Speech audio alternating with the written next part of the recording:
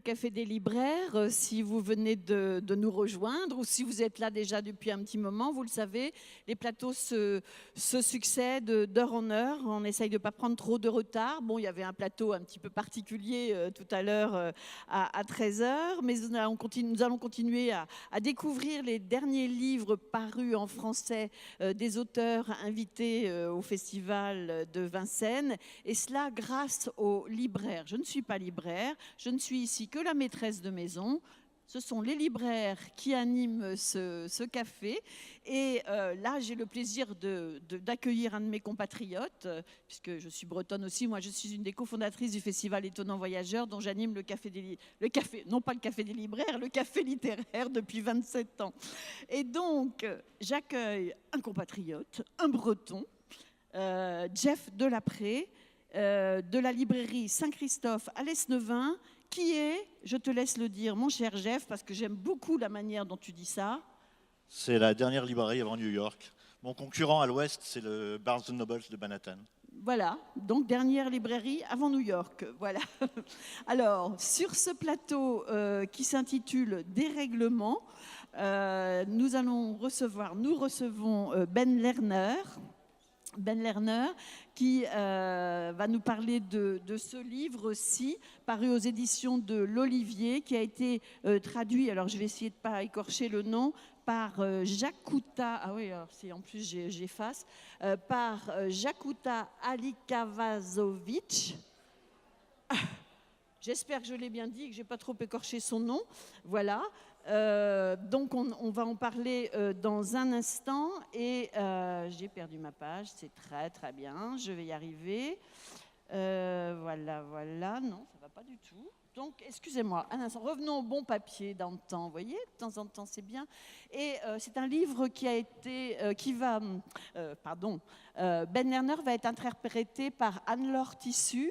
Anne-Laure Tissu, qui est aussi, elle, une traductrice de livres. On a reçu un de ses auteurs hier et qui a très gentiment accepté de faire l'interprète, ce qui n'est pas tout à fait le même métier. Voilà, donc pour Ben Lerner. Nous recevons aussi sur ce plateau Yann Levison pour son nouveau livre « Ils savent tout de vous ». Un livre traduit par Fanchita González Battle, paru chez Liana Levy, et c'est Hélène Bury, qui est une habituée de ce plateau les autres années, enfin depuis le début, comme nous d'ailleurs, qui traduira Yann Levison. Et puis Ken Liu, qui est ici sur ce plateau pour ce livre très particulier dont va nous parler Jeff tout à l'heure, cet ouvrage qui s'intitule « La ménagerie de papier ». Et pour la traduction, enfin la plupart des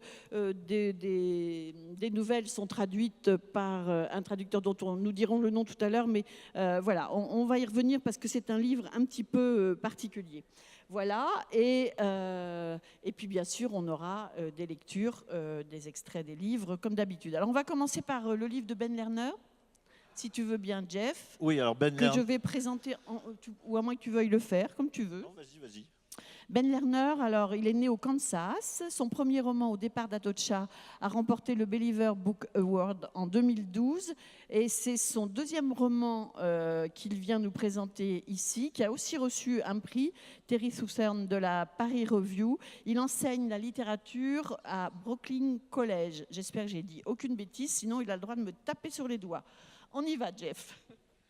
Alors, dans 10h04, Ben Lerner nous entraîne à New York entre deux tempêtes du siècle. Son héros s'appelle Ben et il va nous promener dans la ville quelque part puisqu'il est un écrivain qui va publier à qui on demande qui va publier son deuxième roman et son agent lui dit qu'il va avoir une avance à 6 chiffres. Et Ben, quelque part, ça le trouble un peu parce qu'il n'a toujours pas écrit une ligne de ce livre et on lui propose une avance absolument considérable. En même temps, il va aller à l'hôpital parce qu'on lui trouve une maladie qui s'appelle le syndrome de Marfan, dont Ben pourra peut-être nous en parler. Et quelque part, il se retrouve avec cette épée de Damoclès au-dessus de la tête parce que ce syndrome peut le faire mourir d'un moment à l'autre. Donc c'est un livre qui est finalement sur la littérature, sur un écrivain qui va devoir écrire un livre qui ne sait pas quel livre il va écrire. Et on va découvrir au fur et à mesure de l'avancée du roman que ce livre, il est en train de nous l'écrire et nous sommes en train de le lire. Mais on s'en apercevra qu'à la fin. Alors je voulais vous demander, Ben Lerner, en première question, est-ce que ce livre, ce n'est pas avant tout aussi, déjà le titre nous en donne une indication, un livre sur le temps ?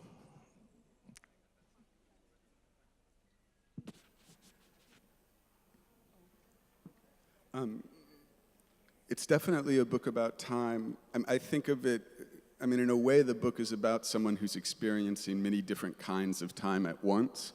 Like you mentioned, he has a physical condition, so he's aware of biological fragility. And a big part of the book is that his best friend wants his help getting pregnant. And so he's trying to imagine whether or not there's a future in which he'll either be a father or merely be a sperm donor. It's something that he's kind of working out in the book. So I think novels are really good at depicting all the different kinds of time in which we live, and all of this has a new urgency for him, not just because he's getting a book advance that'll fund a fertility treatment, but because the city feels fragile. I mean, it's very much a book about what time feels like when future possibilities feel unsettled.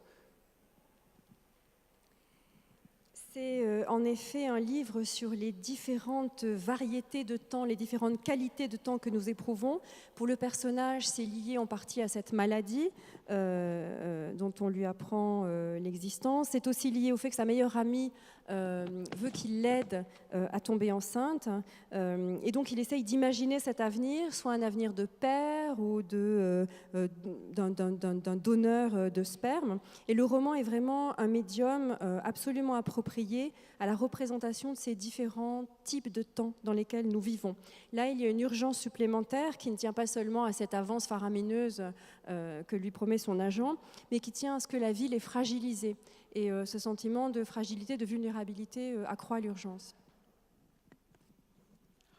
On peut également dire que votre roman, c'est un collage. C'est un collage de différents discours sur l'art, la chanson, le cinéma, l'amour, la reproduction, effectivement, quand vous disiez sa meilleure amie voulait être enceinte de lui. Car Ben est curieux de tout, finalement. Et est-ce qu'il était évident pour vous que New York, qui est cette ville patchwork qu'on connaît, elle nécessitait une telle construction dans le roman, ou alors New York n'est-elle qu'un décor ? Ce roman aurait-il pu se passer ailleurs, par exemple ?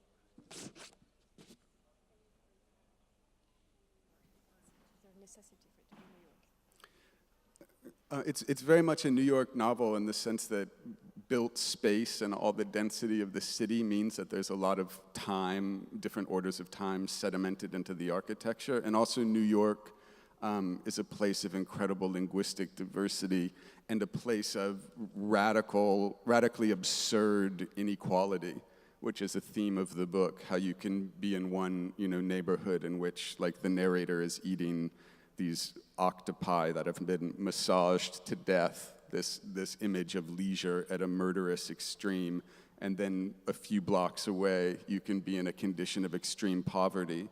So I think that it's the combination of all the different time that's layered in a city and the way New York embodies all these kind of contradictions of contemporary capital that makes it very much a New York novel.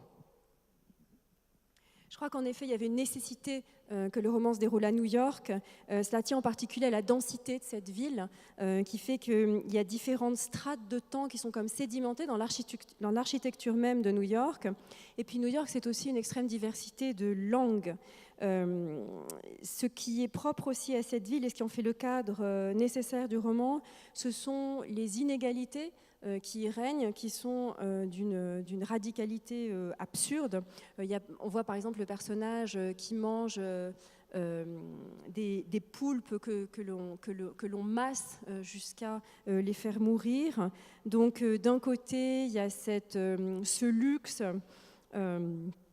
effréné, puis dans l'autre côté, une pauvreté extrême. Et tout ceci se jouxte dans la ville. Donc je crois que ce sont vraiment ces deux éléments qui rendent le cadre nécessaire. D'une part, les différentes strates de temps, les différentes qualités de temps, et d'autre part, ces contradictions qui font de New York la capitale qu'elle est. C'est un livre tout à fait particulier. Ce qui serait bien, c'est qu'on en écoute un extrait. Je suis désolée d'avoir un petit peu tardé pour vous appeler pour le lire. Donc c'est Jean Jacomet qui va nous en lire un extrait tout de suite. Merci. Il fait partie des Sorbonnes sonores. Merci. La municipalité avait aménagé une voie aérienne abandonnée en promenade plantée que l'agent et moi longions vers le sud. Le temps était chaud pour la saison. Enfin, c'était après un dîner de fête scandaleusement hors de prix à Chelsea, durant lequel le chef avait, entre autres, massé à mort des bébés poulpes. Nous avions ingéré ces petites choses d'une tendreté incroyable. La première tête intacte que j'ai jamais consommée, celle qui plus est d'un animal qui décore sa tanière et se livre, a-t-on eu l'occasion d'observer, à des jeux élaborés. Nous marchions vers le sud. Les rails hors d'usage luisaient faiblement. Ici et là poussaient sumacs et continues semés avec soin. Et nous avons atteint la partie de la High Line, où les planches, sciées, deviennent des marches en bois qui mènent plusieurs degrés sous la structure. Le niveau inférieur, équipé de fenêtres verticales donnant sur la 10e avenue, forme une sorte d'hémicycle où l'on peut s'asseoir et regarder la circulation. Alors, on s'est assis pour regarder la circulation. Et je plaisante, et je plaisante pas, quand je dis que j'ai eu l'intuition d'une intelligence étrangère, que je me suis senti soumis à une succession d'images qui ne m'appartenaient pas. La capacité de percevoir la lumière, polarisée. Un amalgame du goût et du toucher, tandis que le sel pénétrait les ventouses. Une terreur localisée dans mes extrémités, court-circuitant entièrement le cerveau. Et je racontais tout cela à voix haute à l'agent qui inspirait, expirait de la fumée, et nous rions. Quelques mois plus tôt, l'agent avait envoyé un email. Elle me pensait susceptible de décrocher un avaloir solide à 6 chiffres sur la foi d'une nouvelle parue dans le New Yorker. Tout ce que j'avais à faire, c'était de m'engager à en faire un roman. Alors, j'ai réussi à faire une proposition sérieuse, quoique imprécise, et voilà que les grandes maisons d'édition new-yorkaises se l'arrachaient aux enchères et que nous mangions des céphalopodes dans ce qui serait la scène d'introduction.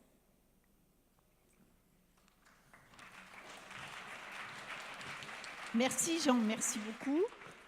Donc on enchaîne l'interview, encore une ou deux questions peut-être? Oui, alors quand j'entends parler justement des céphalopodes, les poulpes ont une grande importance dans le roman. Aussi étonnant que cela puisse paraître, j'ai jamais lu un roman avec autant de poulpes. Dès la première, vous avez entendu, dès la première page. Ensuite, il va voir son docteur et chez le docteur, il y a des dessins de poulpes. Et ensuite, on va revenir d'ailleurs dans ce restaurant où il mange avec son agent les fameux poulpes. Et à ce moment-là, Ben s'interroge énormément sur la littérature. Et il se demande si... Parce que son agent lui dit, tu sais, parfois, le synopsis peut être vendu encore plus cher que ton véritable livre. Et alors il se dit, mais attendez, je vais quand même pas... le synopsis, j'ai même pour l'instant rien écrit, un synopsis va se vendre plus cher que le vrai livre. Est-ce que je vais être obligé de rendre l'avance? Parce que moi, j'ai déjà décidé de la dépenser, l'avance. Donc, c'est cette interrogation qu'a Ben sur la littérature. Est-ce que vous en faites votre profession de foi, vous aussi?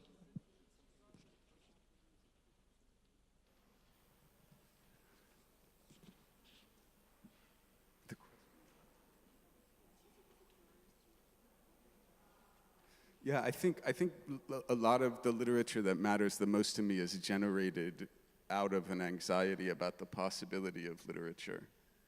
And I mean, the frame of this book, the story about getting in advance for an unwritten book is fiction. I mean, I just made that up. But I liked the idea that, that there was a link between his imagination for the future of the book and his imagination of the future of this unborn child, which he may or may not have with his friend. Because I wanted there to be a crossing of kind of literary futurity and biological futurity, because there's anxiety in the novel, as there's anxiety for most of us, about the possibility of any kind of intergenerational transmission given the state of the planet.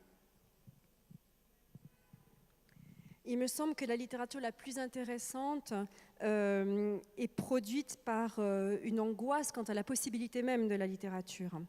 Et donc c'est vrai que à un certain égard, cette interrogation sur le littéraire, elle est mienne. Quant à l'avaloir, c'est une fiction, on n'a jamais proposé un tel avaloir. Mais je voulais vraiment relier ce que le personnage imagine de l'avenir du livre et ce qu'il imagine de l'avenir de cet enfant qui n'est pas encore né, dont rêve son ami. Et parce que je pense qu'il y a vraiment un point de rencontre entre l'avenir de la littérature et l'avenir biologique. Et l'angoisse est là dans les deux cas. C'est une angoisse quant à la transmission de notre patrimoine, pourrait-on dire. Voilà, alors je rappelle le titre du livre, 10h04, Ben Lerner, paru aux éditions de l'Olivier. Et on va enchaîner avec, parce que je sais qu'ils ont un débat tout de suite après, aussi, avec Ian Levison pour son nouveau livre « Ils savent tout de vous », qui a été donc traduit par Fanchita González Battle, qui est paru chez Liana Levy. C'est Hélène donc, qui va traduire, Hélène Bury. Alors, juste une petite présentation de Lian Levison, qui est née en Écosse, qui est arrivée aux États-Unis en 1971, qui a exercé plusieurs métiers différents pendant une dizaine d'années, qui inspireront son premier livre, Les Tribulations d'un précaire, Tribulations d'un précaire.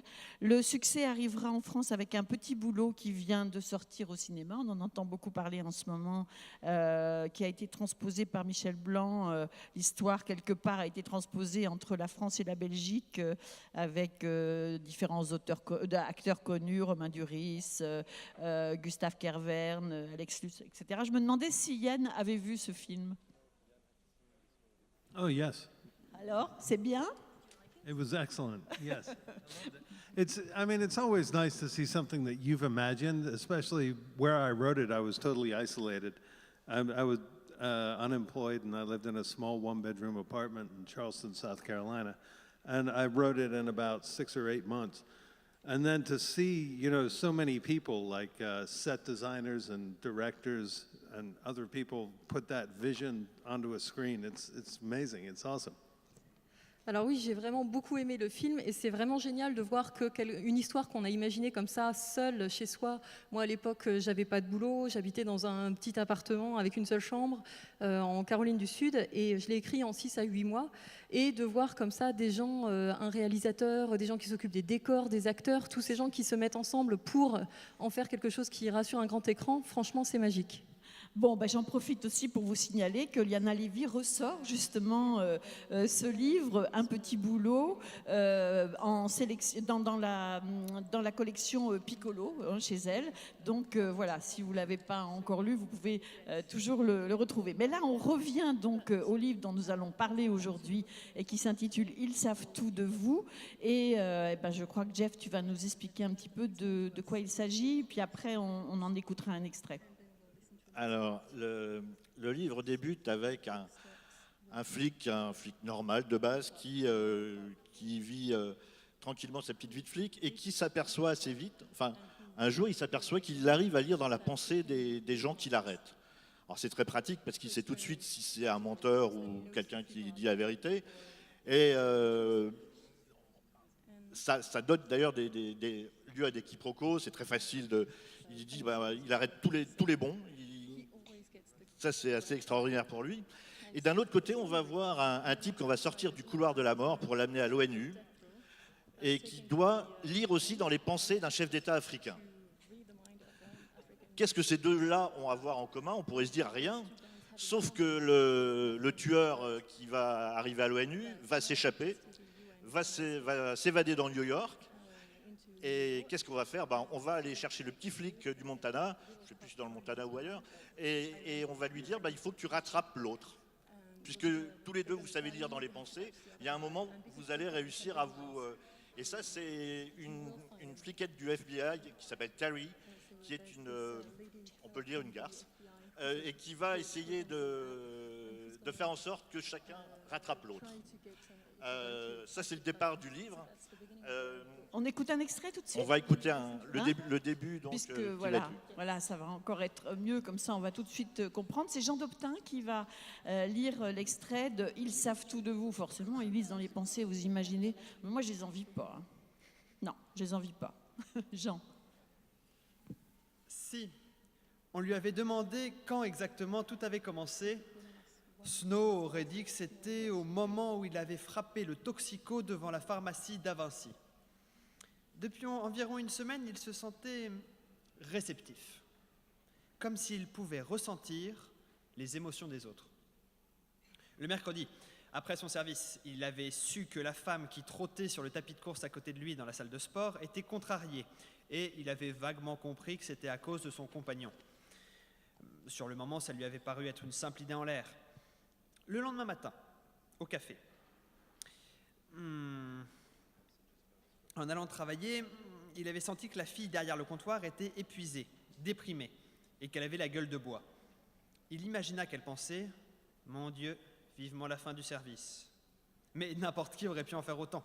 Même dans ses meilleurs jours, ce n'était pas la plus gaie des serveuses, et toute personne ayant un brin d'empathie aurait remarqué chez elle des signes de souffrance. Plus tard, il avait senti que le type à la station-service était tendu, parce que son fournisseur d'herbe était en retard. Mais n'importe qui aurait pu deviner d'un simple regard la raison de son anxiété évidente. En revanche, lorsqu'il frappa le junkie, il comprit qu'il se passait quelque chose. Il ressentait sa peur et sa douleur. Et quand le gamin essaya de lui échapper, il sut qu'il avait souvent été battu par son père et qu'il revivait un de ces moments-là, sans penser au présent. Snow fut tellement secoué par cette révélation qu'il lâcha le gamin. Au lieu de tenter de fuir, celui-ci se laissa glisser contre la grille devant la pharmacie et tendit les poignets attendant que Snow lui passe les menottes. Elle lui était familière. « Désolé », dit Snow, troublé par ce qu'il voyait et éprouvait. Jamais encore, il ne s'était excusé face à un délinquant.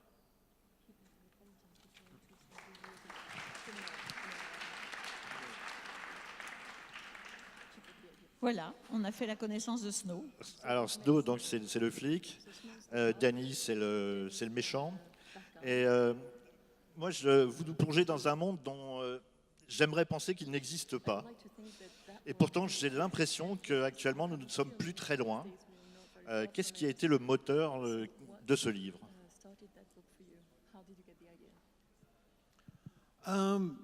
Basically, just the realization that pretty much everybody, and especially people under 25, when they use the internet or cell phones, they have virtually no awareness of how much personal information they're giving up on a daily basis, and also the implications of that.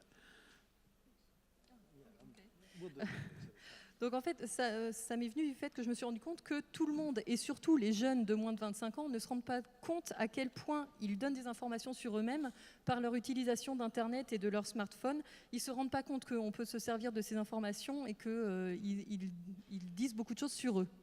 And I wrote the book when I was in China, and in China they have a very specific way of letting you know they're tracing everything you do. When you get online, if you Google something or you do some kind of search for something that they don't want you to have, they will cut your internet off. And the first time they'll do it for about 2 minutes, the second time for 5 minutes, and the third time for a half an hour. So what this does is it creates in you the idea that there are things you shouldn't do. It's actually pretty brilliant. It's a very brilliant form of censorship because it makes you censor yourself. Alors en fait, quand j'ai écrit le roman, j'habitais en Chine et là-bas, ils ont une façon très précise de vous faire comprendre que vous êtes surveillé à tout moment. C'est-à-dire que si vous recherchez quelque chose sur Google qu'ils ne veulent pas que vous recherchiez, c'est pas compliqué, ils vous coupent Internet. Alors la première fois, ils vous coupent Internet 2 minutes, la deuxième fois 5 minutes, la troisième fois une demi-heure. Et du coup, quelque part, on intègre cette notion qu'il y a des choses qu'on ne devrait pas chercher sur Internet et c'est vraiment génial comme façon de procéder parce que du coup, on s'auto-censure, ils n'ont même plus besoin de le faire. On a tous, nous, enfin des gens de ma génération, en mémoire le 1984 de George Orwell. Et moi, je me souviens, parce que je l'avais lu obligé à l'école, et le 1er janvier 1984, je m'en rappelle très bien, on avait fait un réveillon avec des copains, et le matin, on se lève et on se dit, mais 1984, finalement, c'est pas si mal que ça. Ça ne s'est pas réalisé.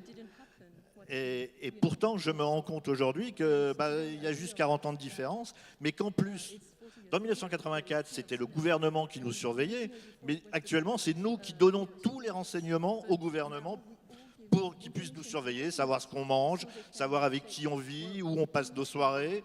Et c'est quand même encore plus pernicieux de nos jours, je trouve.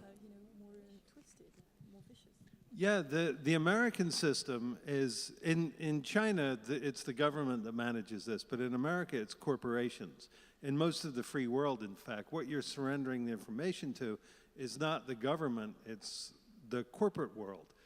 And the corporate world obviously is very closely linked to the government, so they usually just give it right up. But I mean, there are famous cases like Apple and Google on occasion. Try not to give up your personal information. They're very proprietary. But nonetheless, the government and the corporations exist as an information collecting entity. And it was this realization that I used to write the book. You know, everything is watching you all the time. There's almost nothing that you can do that is not somehow tracked. Go ahead. Alors en fait, c'est intéressant parce qu'en Chine, du coup, c'est le gouvernement qui récolte des informations sur vous, mais aux États-Unis ou même en Europe, ce sont plutôt les entreprises qui récupèrent des informations, mais en même temps, les entreprises sont très liées au gouvernement et du coup, elles peuvent facilement fournir vos informations au gouvernement. Il y a eu pas mal de cas comme ça concernant Apple ou Google, où ils essayent de ne pas donner des informations. Mais malgré tout, que ce soit le gouvernement ou les entreprises, ils récupèrent des informations et quelque part, on est surveillé tout le temps, à tout moment de la journée, on est tout le temps surveillé. And just what I've done today can be tracked. I went to a restaurant, I bought a train ticket. I've made phone calls, I sent texts, I've used Google Maps. So somebody who wanted to know where I was would know what I'm eating, where I am. And, you know, this kind of information has never been available before, and it completely changes the way citizens react to the government because we know that they know so much about us. It makes us censor ourselves, just like in the Chinese model, but it's a lot. It seems less sinister, but it's really just the same thing. The West and the East are not that different. Alors, par exemple, si on parle de la journée d'aujourd'hui, on peut très bien retracer ce que j'ai fait. Je suis allée au restaurant, j'ai acheté un billet de train, j'ai envoyé des textos.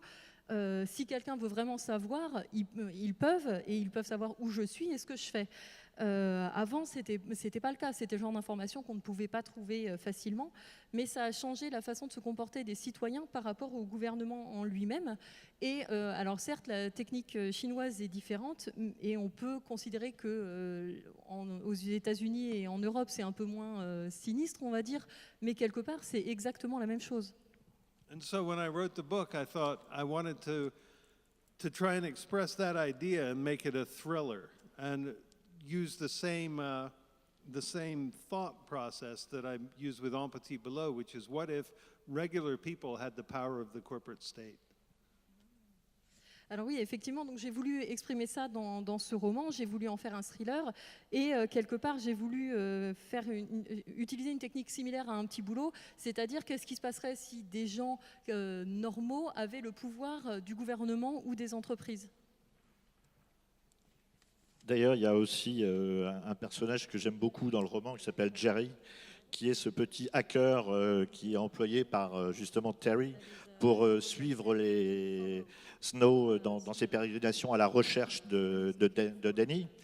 Et vous nous apprenez qu'en fait, quand on lui demande s'il a fait des études pour être embauché à cet endroit-là, en fait non, c'est juste un hacker qui a voulu sauver, sa mère était malade et il a hacké le site internet de l'hôpital pour pouvoir trafiquer les factures.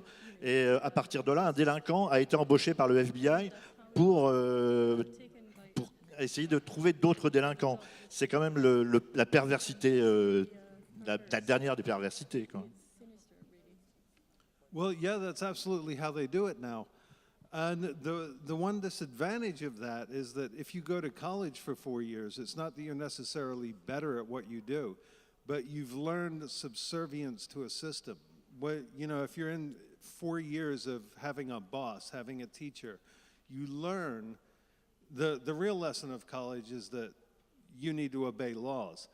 Whereas these people have never been to college. Edward Snowden, a good example, never went to college, and look what he did. So, the U.S. intelligence services are now peopled with these renegade cowboy hackers who basically just do whatever they want. And so they've lost a certain amount of subservience among their employees. And it's absolutely true. This is what... Oui, alors effectivement, c'est effectivement comme ça qu'ils recrutent de nos jours. Alors ils ont un certain désavantage avec cette technique, c'est que quand on va à l'université, on ne fait pas forcément ça mieux. Par contre, on apprend à respecter les professeurs, respecter un certain système, une certaine autorité, à obéir aux lois. Alors que les gens qui ne sont jamais allés à l'université, eux, on peut citer comme exemple Snowden, qui n'y est pas allé, vous voyez bien ce qu'il a fait. Donc, quelque part, ils embauchent des renégats et qui font un peu ce qu'ils veulent. Et du coup, le problème, c'est qu'ils n'ont pas cette obéissance à l'autorité, par contre. Alors, et juste pour terminer, Yann, j'ai juste une petite question qui m'a fait beaucoup rire dans votre livre. Parce que dans le roman, on se rend compte qu'il y a également lire dans les pensées des gens, dans certaines situations avec votre petite amie, c'est plutôt embarrassant. Oh, yeah. I mean, I think that a big part of our interpersonal relationships are based on not knowing what the other person thinks.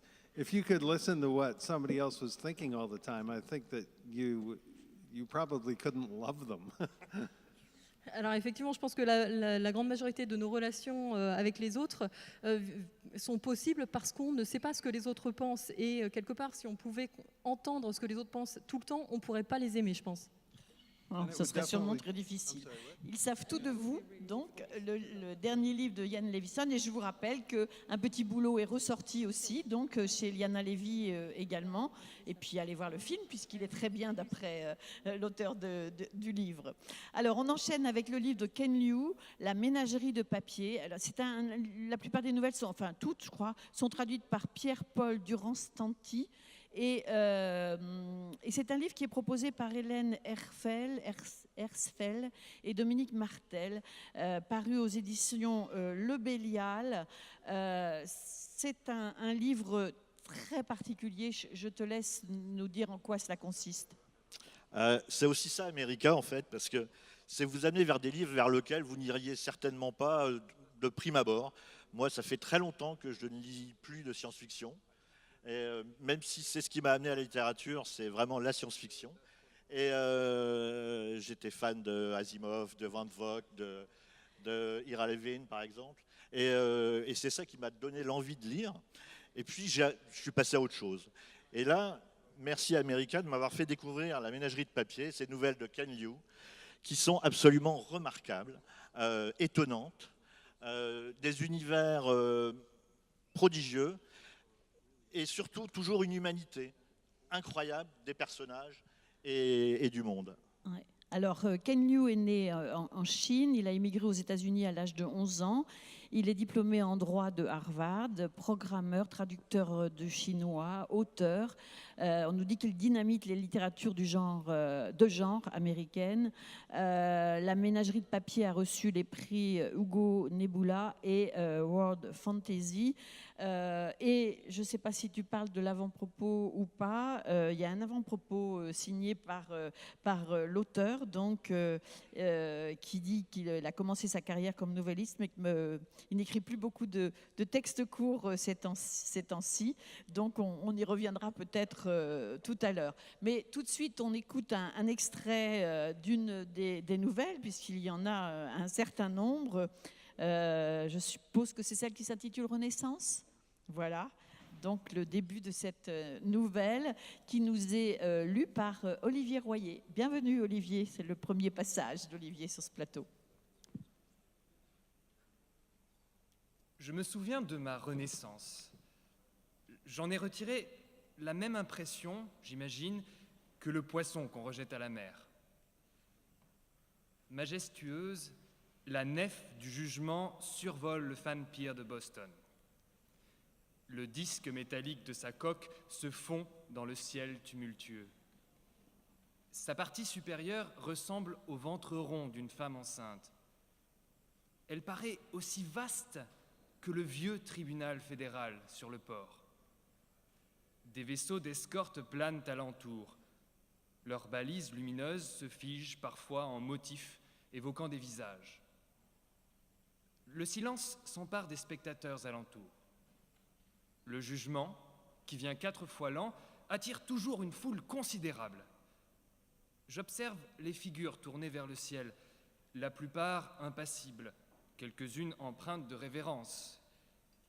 Certains des hommes échangent des murmures et rient sous cape. Je ne leur témoigne qu'une attention limitée. Il n'y a pas eu d'attaque depuis des années.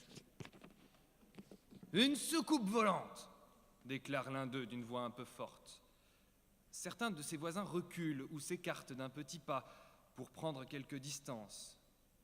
Une fichue soucoupe volante. À l'aplomb de la nef, la foule laisse un espace dégagé au centre duquel se tiennent les observateurs Tonins, prêts à accueillir les renaissants. Kai, qui partage ma vie, brille par son absence. Selon Kai, la nef du jugement, par son apparence, tâche de respecter nos traditions locales en évoquant nos images classiques des petits hommes verts de Plan 9 from Outer Space. Tout comme votre vieux tribunal comporte à son sommet une rotonde qui évoque un phare, un emblème de justice qui rend hommage au passé maritime de Boston. Si, en général, les Tonins se soucient peu d'histoire, Kai a toujours préconisé un surcroît d'efforts afin de s'adapter à nous, les gens du coin. Merci. Merci. Merci beaucoup, Olivier. Merci. Donc, je ne vous ai pas cité la bibliographie de Ken Liu parce qu'il y a 10 pages à la fin qui vous la donnent. Hein, ce serait un petit peu long. Et je te laisse expliquer un petit peu ce dont il s'agit. Alors, déjà, la première question qui m'est venue quand j'ai lu ce roman, enfin non, ce recueil de nouvelles, c'est que comment s'est effectué le choix pour ce recueil? Parce que vous avez tellement publié de nouvelles dans différentes revues. Est-ce que le choix a été fait par vos éditeurs français ou est-ce que c'est vous-même qui l'avez fait? Yes, in the case of my collection in French, the editors were mainly responsible for picking the stories that they felt work well together. I wrote many stories. I published over 130 stories by the time the collection came out. And of course, the editors had quite a task to pick out the ones that they thought worked the best. I believe what they did is they tried to create a balance between stories that are funny and stories that are sad, stories that make you angry and stories that make you think.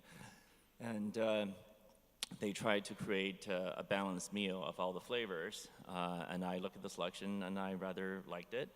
and so I let them go with it. One rather interesting thing about my career is that the French collection actually came out before I had an English collection. So there is also an English collection of my short fiction called The Paper Menagerie, but it is in fact not the same book. It has a very different selection of stories and a different feel to it. Alors, oui, dans le cas de la collection française, c'est essentiellement l'éditeur qui est responsable du choix des nouvelles. Mais j'ai écrit de très nombreuses nouvelles, plus de 130.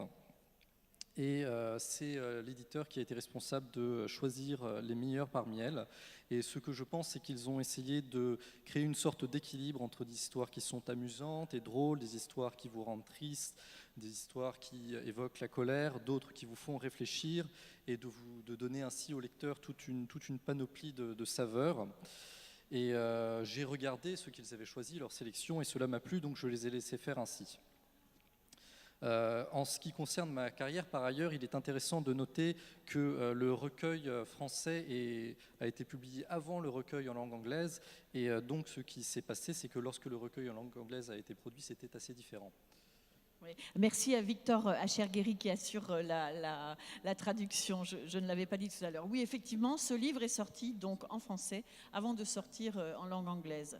Et c'est important de le souligner. Et puis un autre aspect aussi du travail de Ken Liu, c'est qu'il est traducteur et que ça a beaucoup d'importance pour lui. Il est difficile de sortir une nouvelle du recueil tant elles sont justement dissemblables. Comme l'exprimait Ken Liu, il y a vraiment des mondes totalement différents, des histoires et des personnages complètement différents. Mais quand même, il y a celle qui donne le titre du livre qui m'a ému au plus haut point. J'avoue que j'en avais des larmes aux yeux à la fin, tellement la lettre à la fin est magnifique. Alors, est-ce que vous pourriez me parler de cette ménagerie de papier ? So The Paper Menagerie is actually not my favorite story at all. It is a story I wrote for a specific anthology that was about wizards, and so I wrote this story for it. Alors la ménagerie de papier n'est pas du tout en fait mon histoire préférée. C'est une histoire que j'ai écrite pour une anthologie sur les sorciers en fait.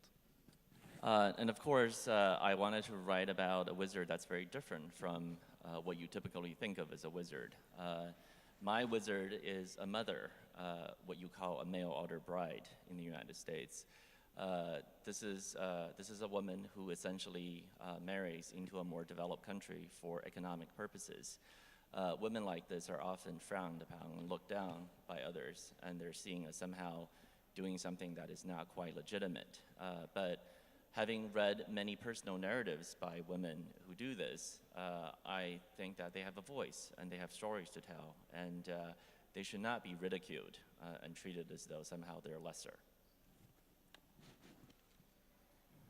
Alors en fait, je voulais écrire une histoire sur une sorcière, une magicienne un peu différente des autres puisque c'est une mère. Et en fait, il s'agit aussi de ce qu'on appelle en anglais une mail-order bride, c'est-à-dire une femme qui épouse un homme d'un pays plus développé pour pouvoir émigrer dans ce pays.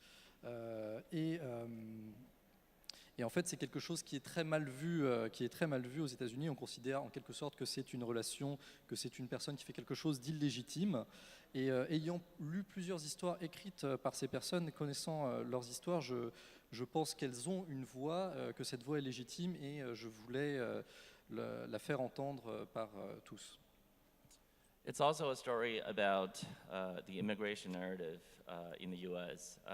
In the United States, there's a long tradition of valuing a certain kind of immigration narrative, one that valorizes America, that tries to say how great America really is and tries to subsume the immigrant into this greater melting pot as though that were the only narrative that's worthwhile. Et c'est aussi une histoire sur, en quelque sorte, l'histoire de l'immigration aux États-Unis. C'est-à-dire, aux États-Unis, on place beaucoup de valeur sur un certain type d'immigration, une immigration qui valorise les États-Unis, des histoires qui, en quelque sorte, mettent en exergue la grandeur du pays. Et on veut des immigrés qui, en quelque sorte, vont s'intégrer à ce melting pot américain et faire la grandeur du pays. Mais ce ne sont pas les seules histoires d'immigrés qu'il y a aux États-Unis. But those are not the kind of stories that interest me. I like to write disturbances, if you will. I want to write stories that disrupt those kind of narratives. And so this is a story that many people have read as about failure of an immigrant. This is a mother who refused and could not integrate into American society, and her failure was made most visible by the fact that her son rejected her. But I think these are important stories to tell. America is not perfect for everyone. America is not a paradise for all who come to it. And it's important we tell these stories as well.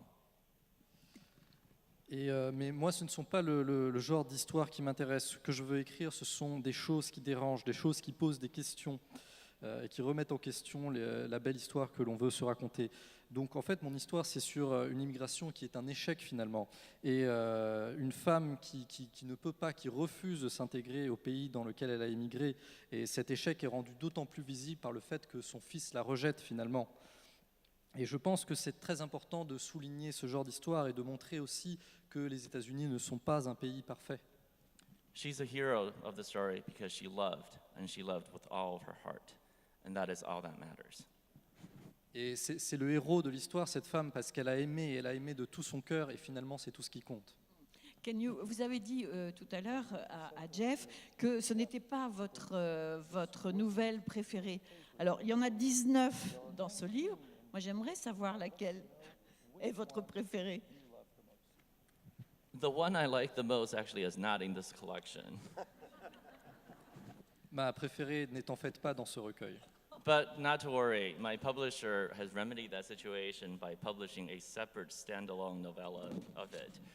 The novella is called The Man Who Ended History, and that is, in fact, my preferred story, and it's just being published. Donc ce n'est pas mon histoire favorite, mais ne vous inquiétez pas, mon éditeur a remédié à ce problème car il l'a publié en tant que nouvelle à part entière, ma nouvelle préférée, qui est L'homme qui a mis fin à l'histoire. Et il y a une des nouvelles qui est aussi dans le recueil, et dont je sais que vous avez eu un mal fou à la publier, qui s'appelle L'erreur d'un seul bit, que vous aimiez beaucoup. Comme quoi, parfois, on peut publier des nouvelles qu'on n'aime pas vraiment, et à côté, celles qu'on aime beaucoup, on a plus de mal. C'est étrange, l'édition, quand même, non? Publishing is the strangest game in the world. I will never understand it. What I ended up learning is this. You cannot write to the market. You cannot really write for what readers tell you they want, because the readers who tell you anything are not actually the readers who end up buying your books. So you just have to write for yourself because you're the only reader that you know that well. And if you write a story or a novel that you yourself like, then it really doesn't matter whether it sells, because you would have done and pleased the most important person in the world. Effectivement, je trouve que l'édition, c'est le jeu le plus étrange au monde et je ne le comprends pas du tout. Mais ce que moi j'ai appris personnellement, c'est qu'on ne peut pas vraiment écrire en pensant au marché ou en pensant aux lecteurs, car finalement les lecteurs qui vont vous parler de ce que vous faites, ce ne sont pas ceux qui vont acheter vos livres et qui vont vous lire. En fait, ce que j'ai appris, c'est qu'il faut écrire pour soi-même parce que vous êtes finalement le seul lecteur que vous connaissez réellement. Et si vous avez écrit quelque chose que vous aimez, même si ça ne se vend pas bien, ce n'est pas grave parce que vous avez fait plaisir à la personne la plus importante au monde pour vous. Et on voit que vous avez pris énormément de plaisir à écrire pour vous, votre premier lecteur, parce qu'on ressent dans toutes les nouvelles un grand bonheur d'écriture. Et c'est l'essentiel à mon avis. Merci beaucoup. Thank you. That's very true.